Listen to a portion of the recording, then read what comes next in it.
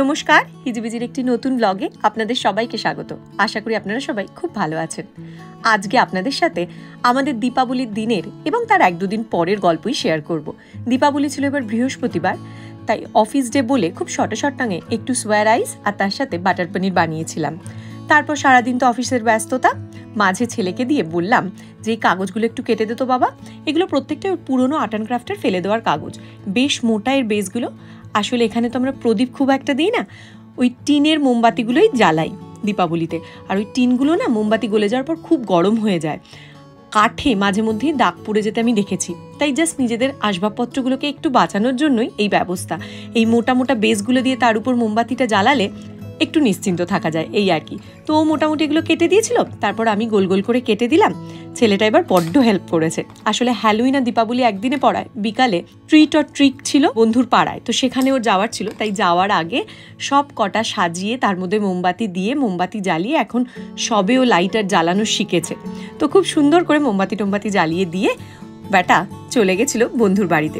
আসলে আমাদের এক বন্ধুর বাড়িতে আমাদের নেমন্তন্ন ছিল, সবাই মিলে ওখানেই আমরা দীপাবলি সেলিব্রেট করব। কিন্তু যেহেতু আমার অফিসটা অনেক দেরি অবধি ছিল, তাই সঞ্জীব ওকে নিয়ে বিকাল চলে গেছিলো ট্রিক অ্যান্ড ট্রিট করাতে।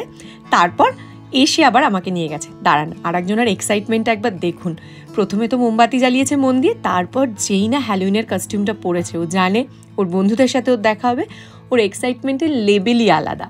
শুধু নাচটা দেখুন একবার, মাথা খারাপ করা এইসব নাচের পোজ। আমরা তো হাসতে হাসতে গড়াগড়ি খাচ্ছিলাম।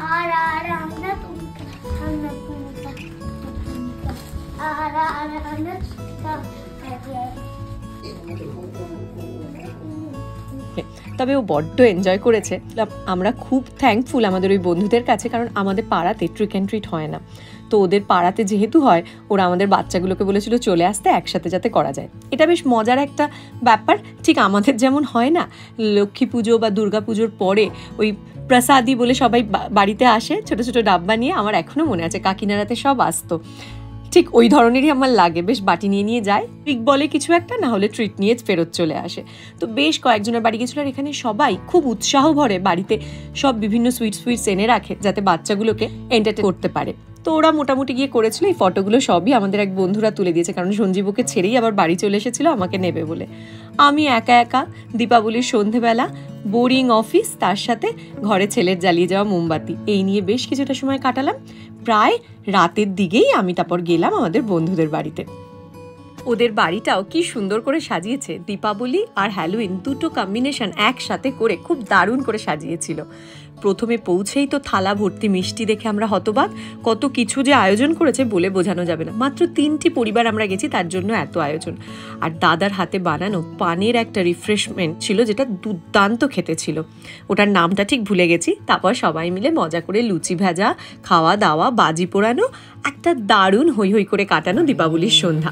আমাদের কমফর্ট জোনের খুব কাছের মানুষগুলোর সাথে কোনো স্পেশাল ডে সেলিব্রেট করতে পারলে দিনটা কিন্তু আরো অনেক বেশি স্পেশাল হয়ে ওঠে, তাই না? ঠিক সেরকমই খুব আনন্দে কাটিয়েছিলাম আমরা দীপাবলির দিন।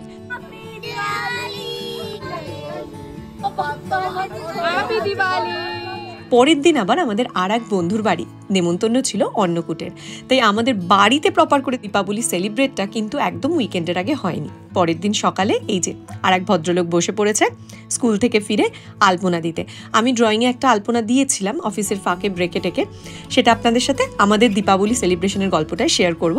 তো বিকালে এসে ওর জন্য একটু রেখেছিলাম। আমরা যাই করি, রঙ্গোলি করি, আলপনা করি, ওকেও তাতে পার্টিসিপেট করতে দিই। তো সুন্দর আলপনা দিল। তারপর বিকালে বেরিয়ে আমরা একটু দোকানে গেলাম। ঘরে ফুল না থাকলে কিন্তু মনটা খারাপ হয়ে যায়। যাই হোক, তাই ফুল কিনতে গেছিলাম। বাবা আর একজন আবার আমায় ফুল দিয়ে চুমু দিচ্ছে, ভাবা যায় দিনটা এতেই যেন ভালো হয়ে গেল। তারপর আমরা সবাই মিলে পৌঁছে গেলাম বন্ধুদের বাড়ি।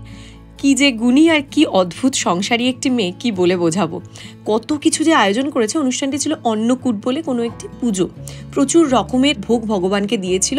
তার সাথে আমরা সবাই মিলে সেই ভোগ খাওয়া, আনন্দ করা, হই চই। আর একটা স্পেশাল হচ্ছে ঘরে ঢুকতেই, বেশ শীত পড়ে গেছে এখানে, গরম মালপোয়া, আহা। তারপর যেহেতু পরের দিন দীপাবলির দিনও ভেবেছিলাম বাচ্চাদের কিছু একটা করাবো, হয়নি। তাই ওদের নিয়ে একটু বসলাম একটু ল্যান্টার্ন বানাতে। ওরাও এই জিনিসগুলো খুব এনজয় করে, আমিও এনজয় করি কাটাকুটি করতে, সেটা তো অনেকেই জানেন। তো মোটামুটি আমরা সবাই মিলে একটু কাটাকুটিও করলাম। একটা নিখাত আবার আড্ডার দিন প্রায় রাত্রি 1:30-2, কারণ তারপরের দিন শনিবার। আর আমাদের কোনো চিন্তা নেই যে সকালে ঘুম থেকে উঠে অফিস যেতে হবে। এই দেখুন সেই মহা আয়োজন, এত কিছু কি করে যে রেঁধেছে অফিস সামলে ঘর সামলে কে জানে। এই ছিল আমাদের দীপাবলির আনন্দের গল্প।